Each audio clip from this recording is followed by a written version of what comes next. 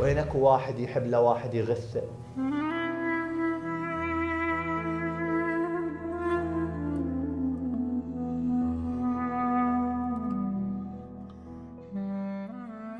لا ترتكب ذنبا، الذنب يخرب العلاقة بينك وبين الله.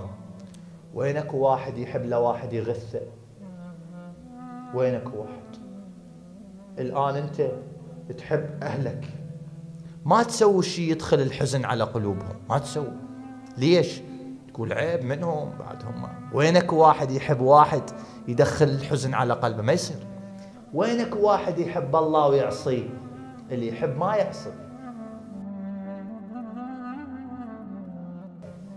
اللي يعصي ما يعرف الحب. الحب ما بي معصية. الحب يريد قلب طاهر، يريد الحب شفاف.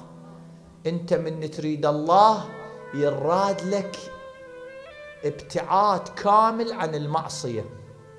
الله من يشوف العبد ما عنده معصية، القلب راح يفرغ من الملكات السيئة. من راح يفرغ، الله يباوع على قلاصي، على قلبي، يشوفه فارغ، يبدأ الله شنو؟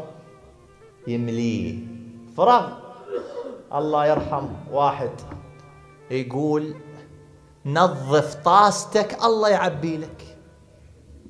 هي هاي، بس نظف قلبك من الغل، من الحقد، من الغرور، من العجب، من الرياء، من الشهوات المحرمة، من التكبر، من أكل مال اليتامى، من الأكل الحرام. الله هو يملي قلبك معرفة. وهسه شلون يملي بعد؟ لا تقول هو الله بعد. اكو واحد يعلم الله؟ الله هو يعرف شلون بعد. بس الخطوة الأولى عليك، واتقوا الله ويعلمكم. انت بس اتقي شنو؟ يعني لا ترتكب معصية. إذا ما ارتكبت معصية القلب صفى. إذا صفى القلب الله تبنى العبد، قال له أنت بحصني، أنت بحمايتي. وإذا الله تبنى العبد لا خوف عليهم ولا هم يحزنون.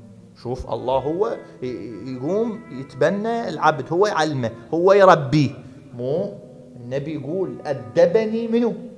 ربي. يا هل أدبه الله، أدبني ربي فأحسن تأديبي. تخيل المؤدب مالت الله شو يطلع؟